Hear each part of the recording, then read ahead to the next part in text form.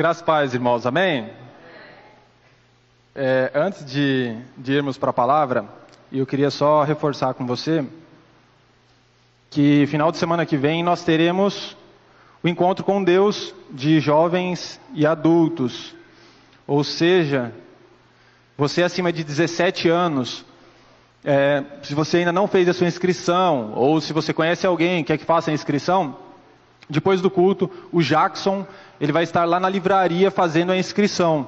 Então você tem a oportunidade de estar indo ser abençoado, né? Nós tivemos o encontro de adolescentes nesse final de semana. Stronger, é isso?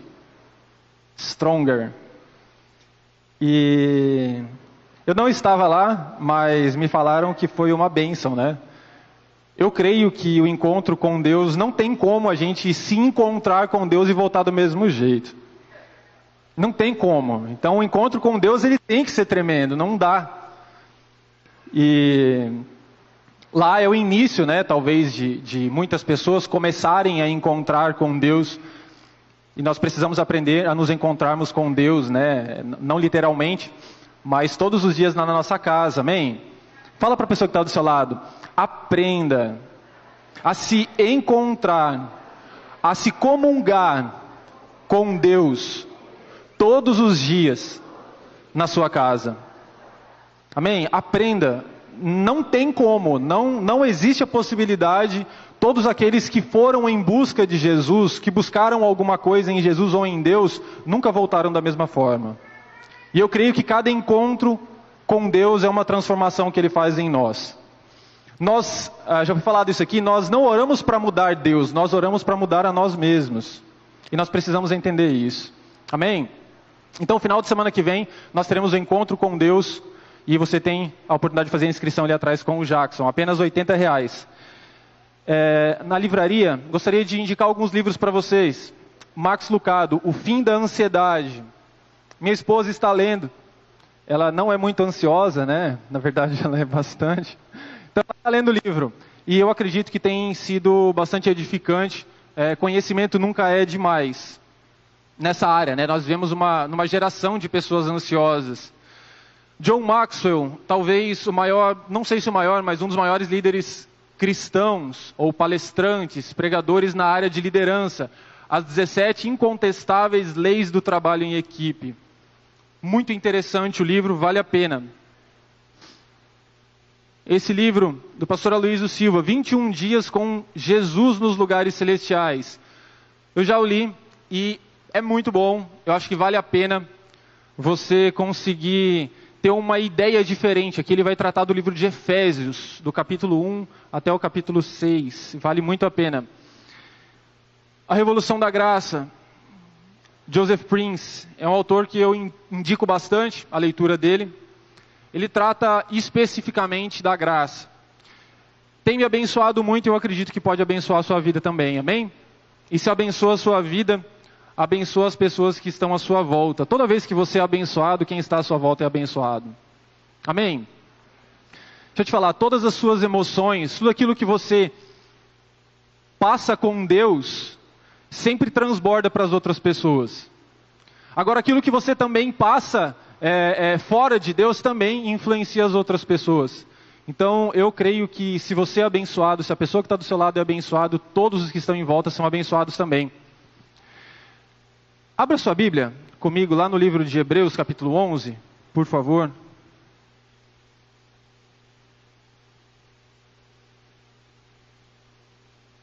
Hebreus 11.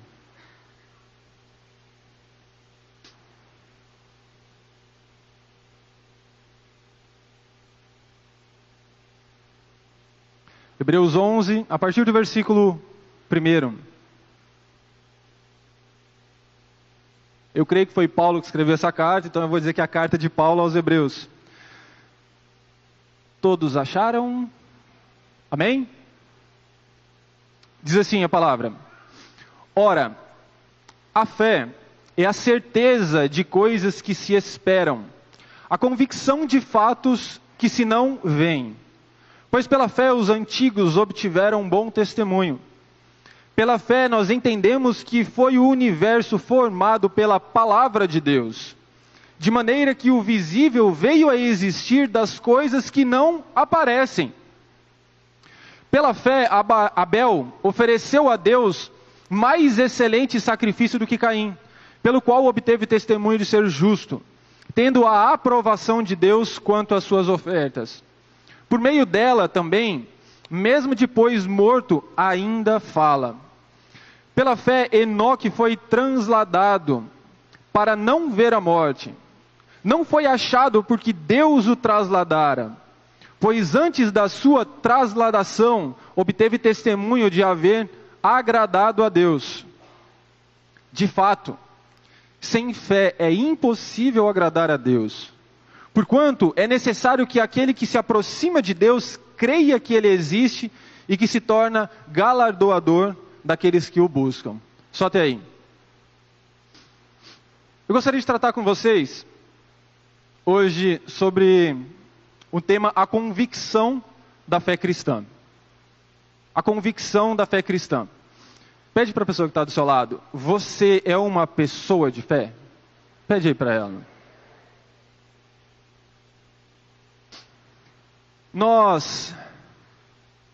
Hoje nós ouvimos muito falar sobre esperança, não é verdade? Nós acabamos de ter eleição, não é isso? E nessa eleição todos colocavam as suas expectativas, as suas esperanças em uma pessoa ou em algumas pessoas em que iriam votar. Ou para presidente, ou para governador, né? Ou para senador. Mas as pessoas, elas colocavam ou colocaram as suas esperanças. E não é assim, a gente coloca expectativa. Quando nós delegamos um voto a alguém, e não importa se ele é político ou não, eu posso delegar um voto a uma pessoa, eu posso confiar algo a alguma pessoa, que não seja um político, a qualquer pessoa. Eu estou delegando algo a ela, eu estou requerindo, na verdade, basicamente uma confiança. Eu creio que aquela pessoa vai fazer o que eu espero. Então hoje nós falamos muito sobre esperança, bastante sobre esperança.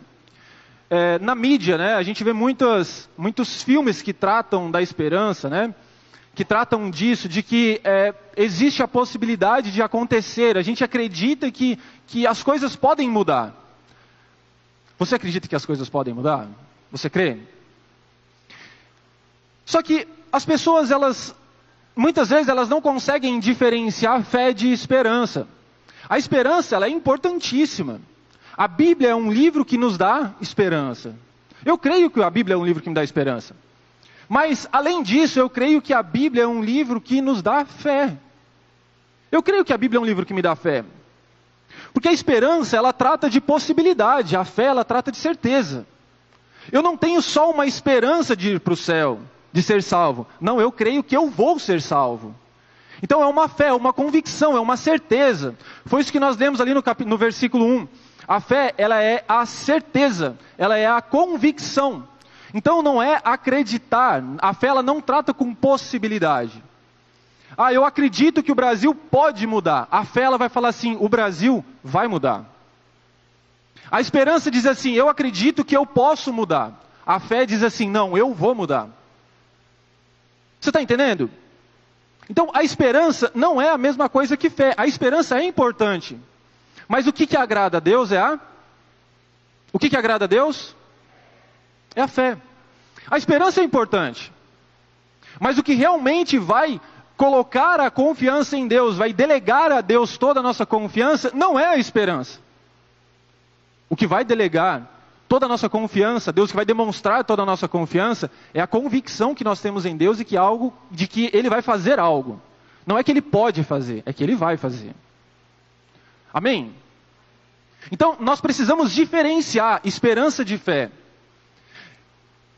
Quando eu estudei para essa palavra, eu cheguei a algumas conclusões na minha vida e que em muitas áreas eu não tenho fé, eu tenho a esperança.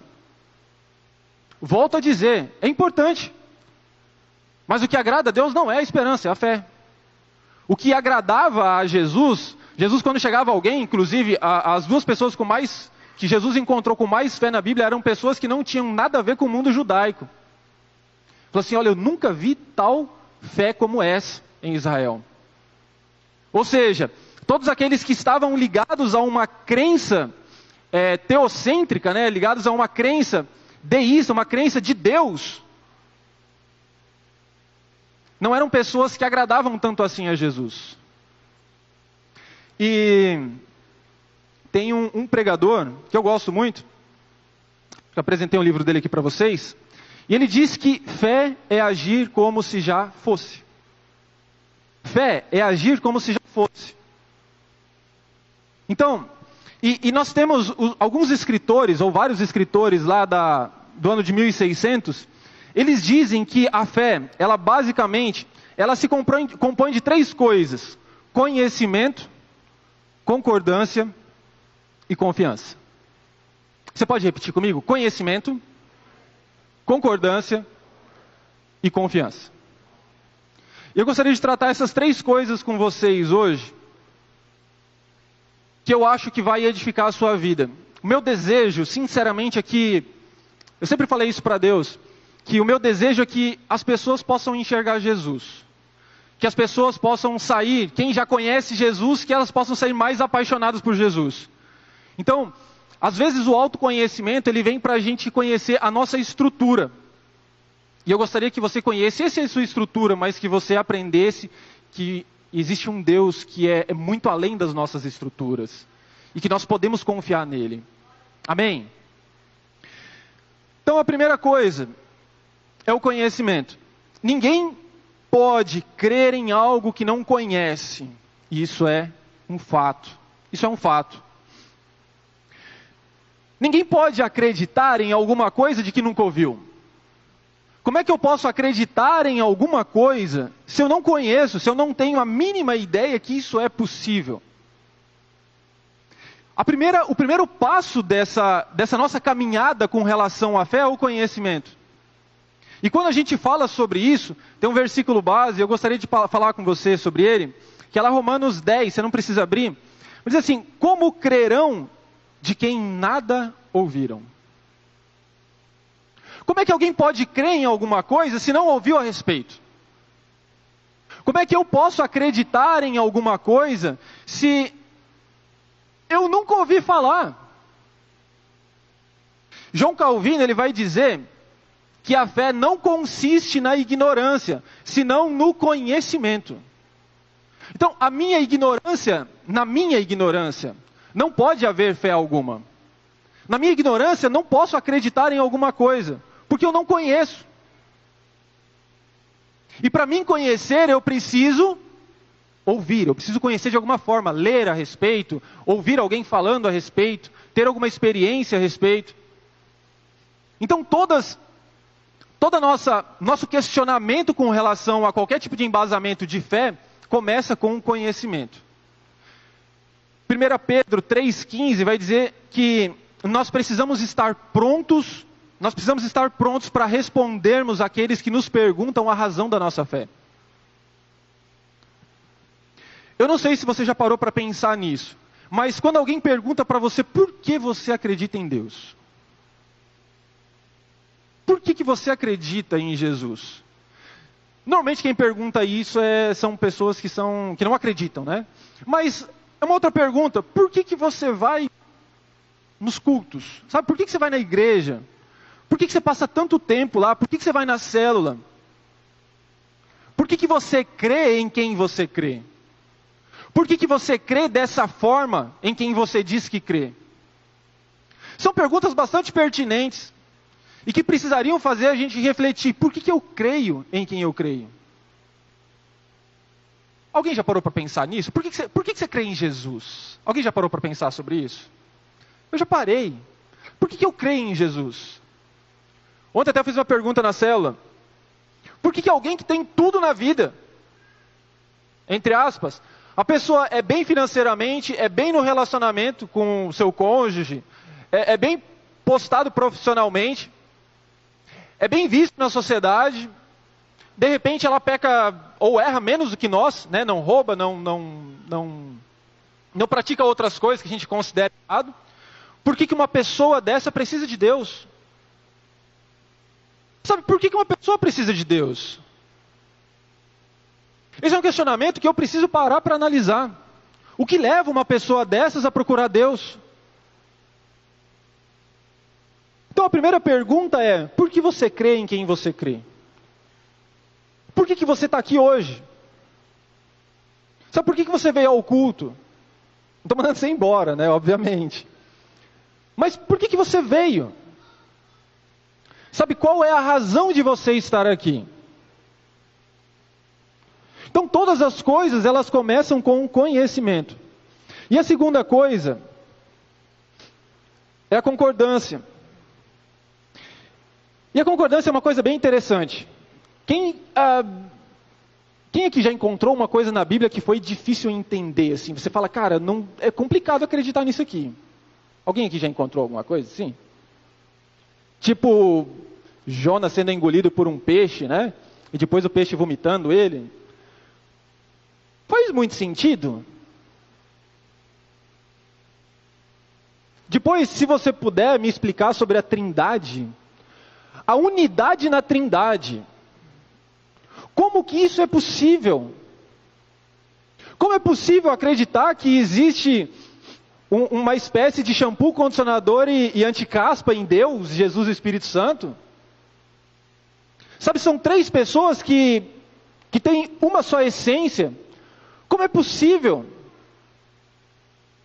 A concordância, ela vai dizer a respeito de que, ok, eu conheço, eu aprendi sobre a Bíblia, eu aprendi sobre Deus, eu aprendi sobre Jesus, mas eu concordo? Será que eu concordo com o que está escrito? Será que eu concordo com a palavra de Deus? Será que eu concordo quando Deus falar para mim, como Ele falou para Abraão, né? Sai da tua terra, da tua parentela e vai para uma terra que eu vou te mostrar. Será que eu dou conta? A segunda coisa é de concordância. E essa concordância é mais ou menos você compreender as Escrituras e você concordar com ela. Porque, uma pergunta, nós estamos num país livre, ok? Você tem a possibilidade de não concordar com a Escritura? Sim ou não? Sim ou não? Você tem a oportunidade, tem a possibilidade de você não concordar com a Escritura. Agora, se eu falar para você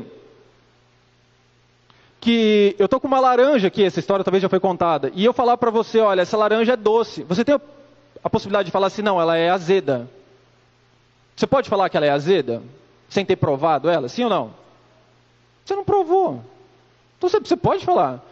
Agora, porque nós achamos que essa laranja é azeda e não doce, significa que ela vai mudar o seu estado natural, sim ou não?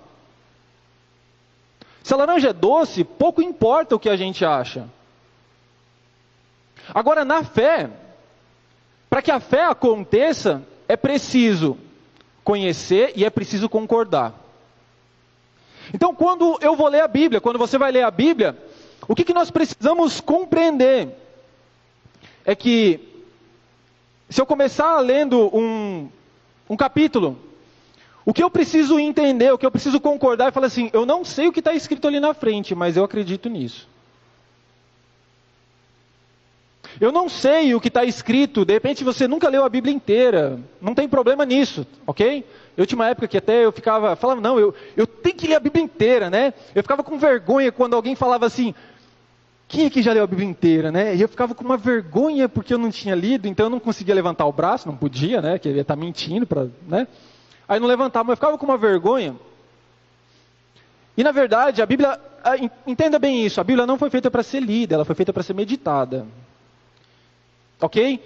O que adianta eu conhecer a Bíblia inteira e não concordar com nada? Então, eu preciso entender isso. Que eu preciso concordar com a verdade de Deus. E se eu não concordo com a verdade de Deus, isso não muda que ela é a verdade de Deus. Então eu preciso compreender isso do meu coração. De que não importa o que está escrito. Se tiver contrário aos meus pensamentos, eu preciso duvidar de mim. Amém? Se alguma coisa na Bíblia contradizer o que você acredita, duvide de si. Se alguma coisa na Bíblia contradiz o que a ciência diz, a pessoa não pode, não dá para ficar 3 dias morto. Duvide da ciência. Como esses dias foi falado, uma hora a ciência vai evoluir, ela vai compreender a Bíblia. Ela vai conseguir chegar lá. Então, o segundo ponto é a concordância. Eu conheço e agora eu concordo com tudo o que diz a Escritura. E a terceira coisa, que é a confiança. A confiança. Exemplo simples. Eu conheço alguma coisa, eu concordo com aquilo, mas eu não pratico aquilo. É possível? Com certeza. Quem aqui pratica exercícios físicos, assim, toda semana lá, está umas 3, 4 vezes por semana praticando exercício físico? Levante o braço aí, por favor. Não se sinta constrangido. Ok. Agora, todo mundo sabe que é importante praticar exercício físico? Todo mundo concorda com isso que é importante? E por que a maioria de nós não faz?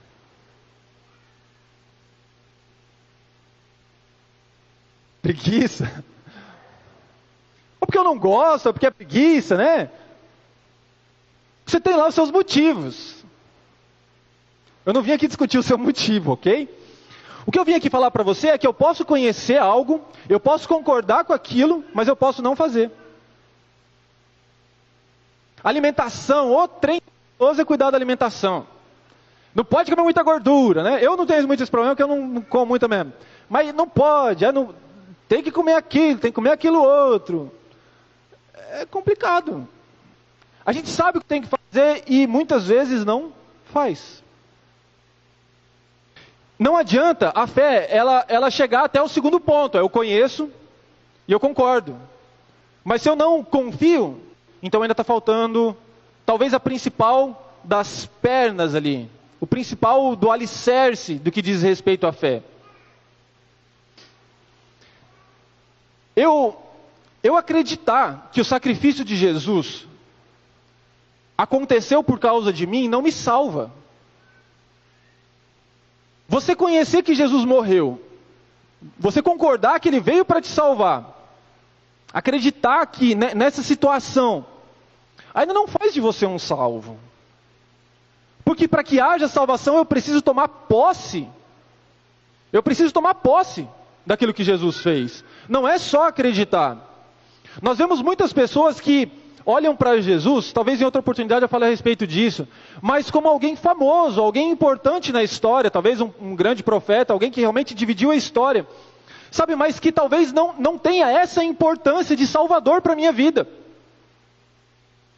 E eu já falei a respeito disso aqui, mas Jesus não quer só nos salvar do inferno, ou da ira de Deus. Jesus quer nos salvar de nós mesmos.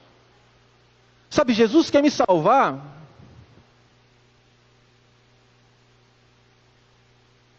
da minha ansiedade. Jesus quer me salvar da minha ira. Sabe, Jesus quer me salvar de todas as coisas que me trazem malefícios. O primeiro passo da salvação é a salvação do inferno ou da ira de Deus. Esse é o primeiro passo. Depois a nossa vida ela vai sendo aperfeiçoada. Nós vamos sendo salvos de muitas coisas. Nós vamos sendo salvos de vários aspectos da sociedade. Nós vamos sendo salvos, talvez de doenças, sendo salvos de um monte de coisa. Mas nós precisamos seguir esses passos: conhecimento, concordância e segunda confiança.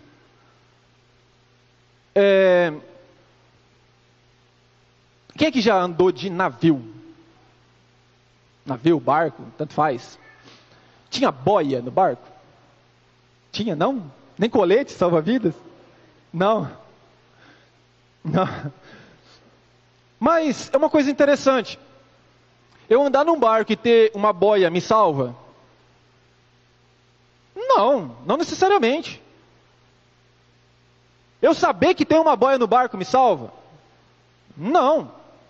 Agora, eu concordar que a boia, ela tem essa funcionalidade de me salvar, me salva. Não, boia foi feita para salvar. Concorda? Me salva, é isso? Sim ou não? Sim ou não? Eu saber que ela tem o poder de me salvar, isso ainda não muda a minha vida. Se o barco afundar, eu souber que ela está lá, e eu saber que ela me salva, mas eu não colocar a boia, eu vou ser salvo?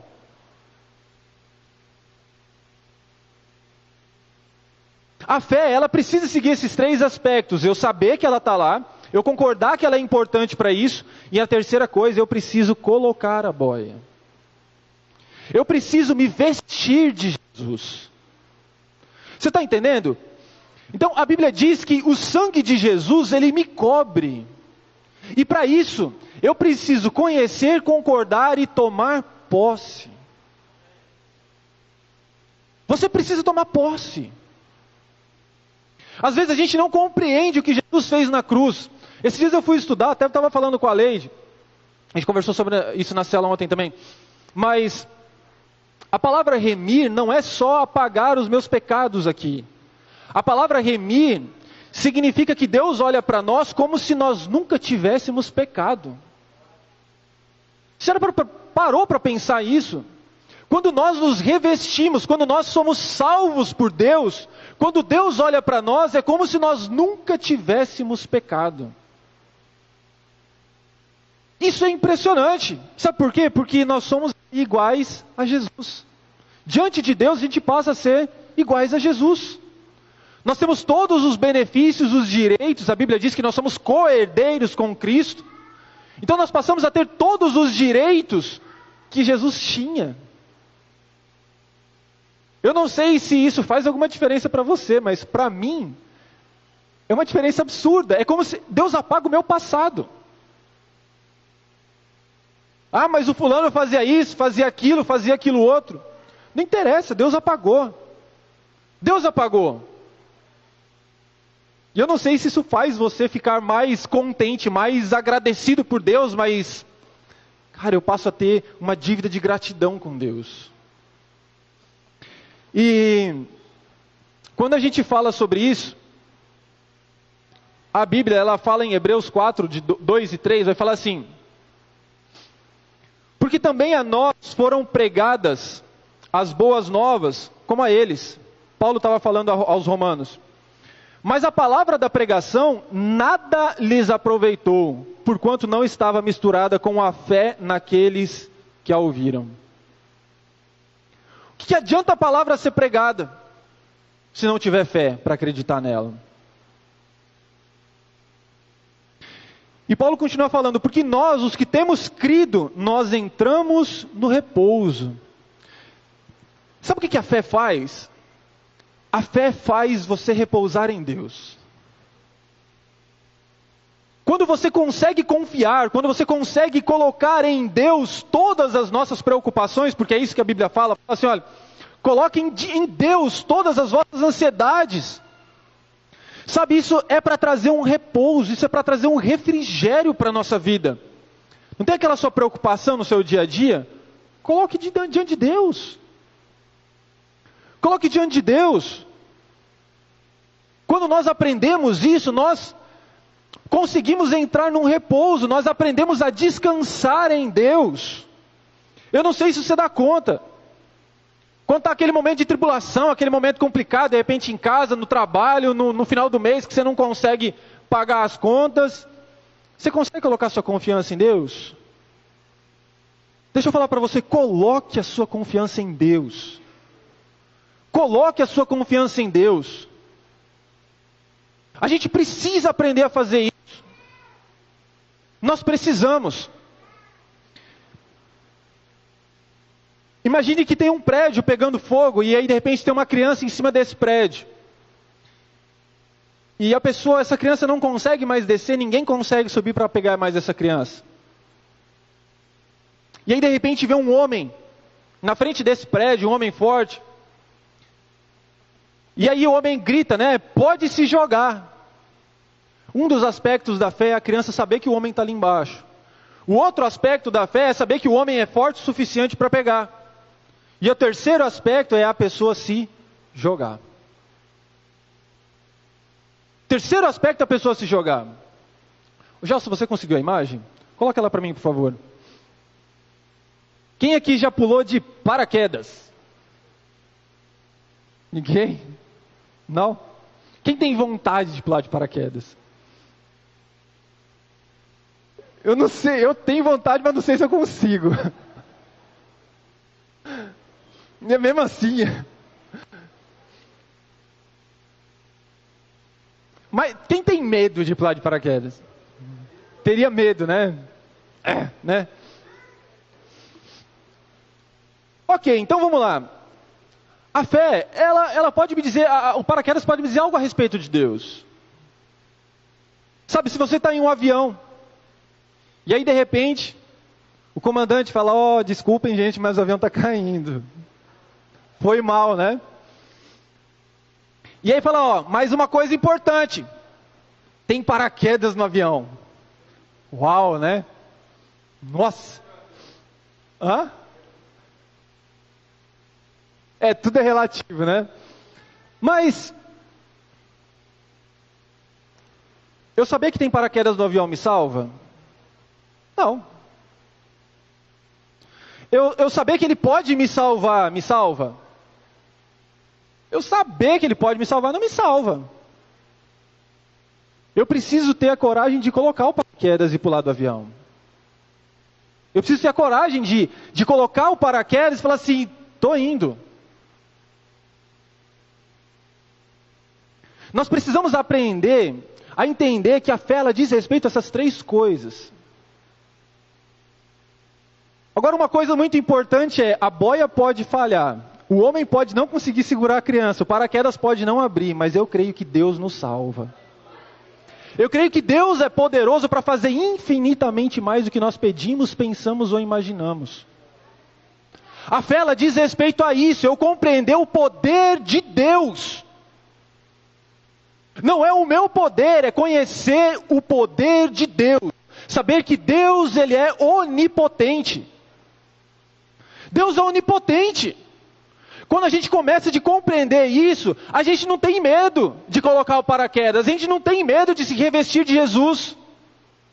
Porque nós passamos a acreditar que Ele é poderoso, para fazer não importa o que, e não importa como, nós sabemos que Deus é poderoso. E deixa eu te falar uma coisa muito importante. Esses dias o Alexandre ministrou e ele falou que ele trouxe uma clareza com relação a Hebreus 11:1, que diz Hebreus 11:6, que diz respeito a que sem fé é impossível agradar a Deus, porquanto que aquele que se aproxima de Deus creia que Ele existe. Essa palavra Ele existe, na verdade é Ele é. Aí ele remeteu lá para o Antigo Testamento, onde Deus fala, eu sou. Eu não sei o que você precisa, mas eu sou. E quando a fé ela trata disso, nós precisamos compreender uma coisa muito simples. É que, ali no versículo 1, onde ela fala que a fé é a certeza das coisas que se esperam, a convicção de fatos que se não veem. A palavra fatos ali, eu quero trazer uma clareza para você do que significa a palavra fatos. Ela significa aquilo que foi feito, obra ou fato consumado. Quando Jesus morreu na cruz, o que ele falou? Está consumado. A fé ela diz respeito a isso, eu acreditar na obra consumada. Que aquilo que nós precisamos, Jesus já conquistou na cruz. Não importa o que é, Jesus conquistou na cruz. Ah, mas a minha vida é sentimental, Jesus conquistou na cruz. A minha salvação, Jesus conquistou na cruz. As bênçãos, Jesus conquistou na cruz. E quando nós passamos a compreender isso, nós passamos a enxergar a palavra de Deus de uma forma diferente. Deixa eu ler aqui com vocês, no versículo...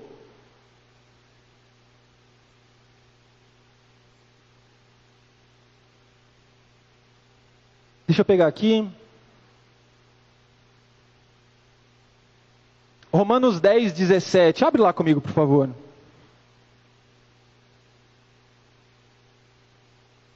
Romanos 10, 17.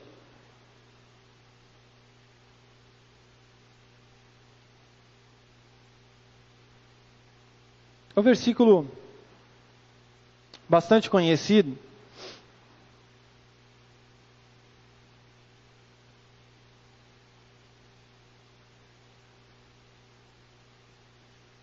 Romanos 10, 17. A palavra diz assim: e assim a fé vem pela pregação, e a pregação pela palavra. Olha aqui para mim. Pela palavra de Deus. A palavra que está escrito ali, é a palavra rema, é a palavra revelada. E no seu significado no grego diz que é aquilo que é ou foi proferido por viva voz. A fé, ela não vem quando você lê a Bíblia. A fé vem quando Deus fala com você através da Bíblia. Você está entendendo? A fé não vem quando você ora. A fé vem quando Deus fala com você através da oração. A palavra rema é a palavra que diz respeito a algo que sai, é sonante. É algo audível. E a mesma usada quando Jesus foi tentado lá em Mateus 4. E aí o diabo fala assim, olha, fala para essas pedras se transformarem em pães. E aí o que Jesus fala? Nem só de pão viverá o homem, mas de todo o quê? De toda palavra que sai da onde? Da boca de Deus. Sabe como que nós nos alimentamos? É pela palavra que sai da boca de Deus. É tudo aquilo que Deus fala para você. Quando você for ler a Bíblia, você tem que orar e falar: Deus, fala comigo através da palavra. Não é só me traz entendimento. Não, Deus fala comigo. Fala comigo. Sabe por quê? Porque é isso que vai acrescentar fé em você. Quando você ora, o que vai acrescentar fé em você é quando Deus fala com você. É quando você ouve a Deus. E Neemias 8, 10, algumas pessoas elas entendem talvez de forma errada esse versículo, que a Bíblia fala assim que a alegria do Senhor é a nossa força. Nós acabamos de aprender que o que agrada a Deus é a fé. A fé que agrada a Deus, ok? Então é quando você consegue colocar a sua confiança em Deus, isso agrada a Deus. Quando você consegue colocar a sua confiança na obra consumada de Jesus, não é na sua força. Preste atenção. O que agrada a Deus não são as suas obras. Não é aquilo que você faz de bom. A gente não pode confundir as coisas. Não é o que você faz. Jesus Adriano pregou numa quarta-feira, e ele falou sobre isso. Ele falou, olha, Deus não nos trata com mérito e demérito.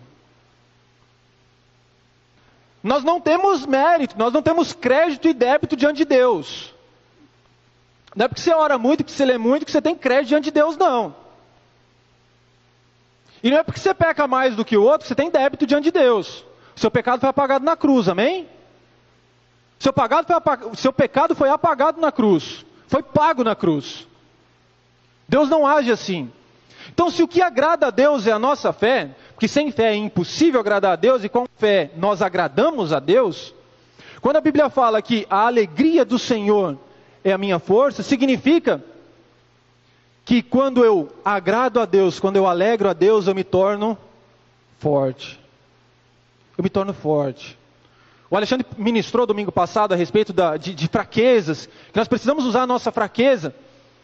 Da nossa fraqueza, Deus usa da nossa fraqueza para mostrar a glória dele. Deixa eu te falar a respeito disso. Sabe, Deus quer usar toda a sua vida para a glória dele. Deus quer usar toda a sua vida, Deus quer abundar na sua vida em todas as áreas. Amém?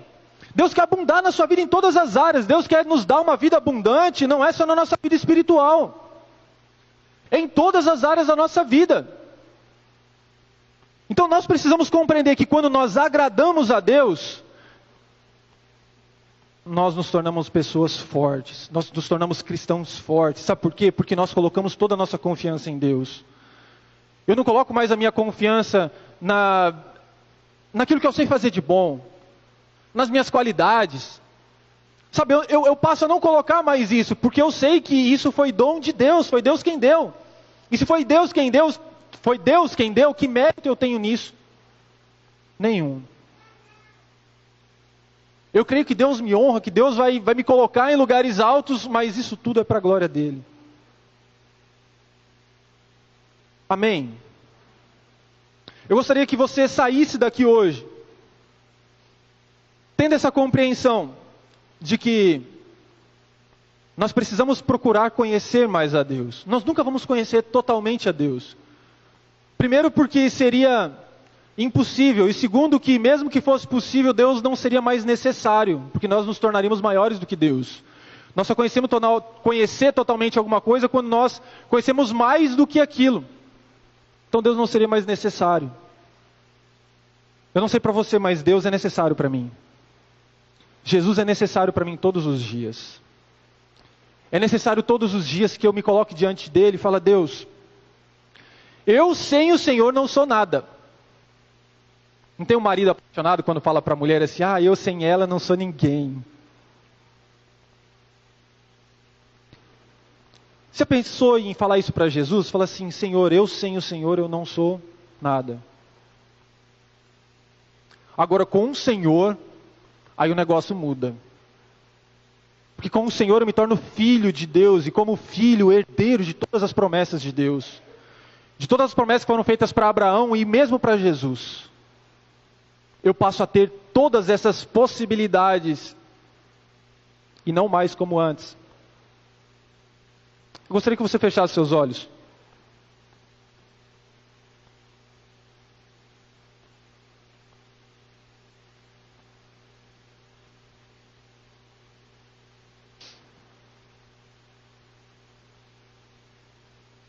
Sabe, eu não sei exatamente em busca do que você veio aqui hoje.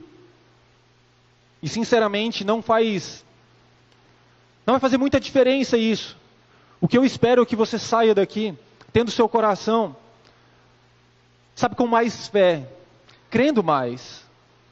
Que você saia daqui de repente mais apaixonado por Jesus. De alguma forma, porque você de repente não compreendia certinho ali a obra consumada. Eu espero que você saia daqui dessa forma. Não só conhecedor da palavra, mas eu espero que você concorde com todas as coisas que a palavra de Deus diz, e que nós consigamos nos apoiar nisso. Descansar em Deus. Quando o mar estiver à frente, as duas montanhas do lado ali, o exército de Faraó atrás, a gente clamar a Deus, Deus vai falar assim: olha, não precisa clamar a mim, sabe? Só marche. Não precisa se preocupar, eu que vou lutar. Eu quero que você saia daqui dessa forma hoje. E antes de orar, pode ficar com seus olhos fechados. Eu queria saber se tem alguém aqui que gostaria de aceitar Jesus. Você, eu creio em Jesus. Isso é o primeiro passo que você precisa ter para que a fé aconteça na sua vida, para que Deus aconteça na sua vida, para que o Pai aconteça na sua vida, para que o Filho aconteça na sua vida. Alguém nessa noite que gostaria de receber Jesus? Levante seu braço como sinal. Gostaria de orar com você. Alguém nessa noite que gostaria de receber a Jesus?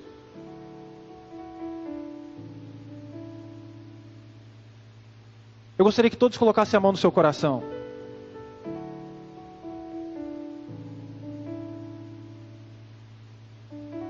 E eu quero que você ore comigo. Sabe, peça a Deus para que, assim como os discípulos falaram, olha, acrescenta fé. Mas não só acrescenta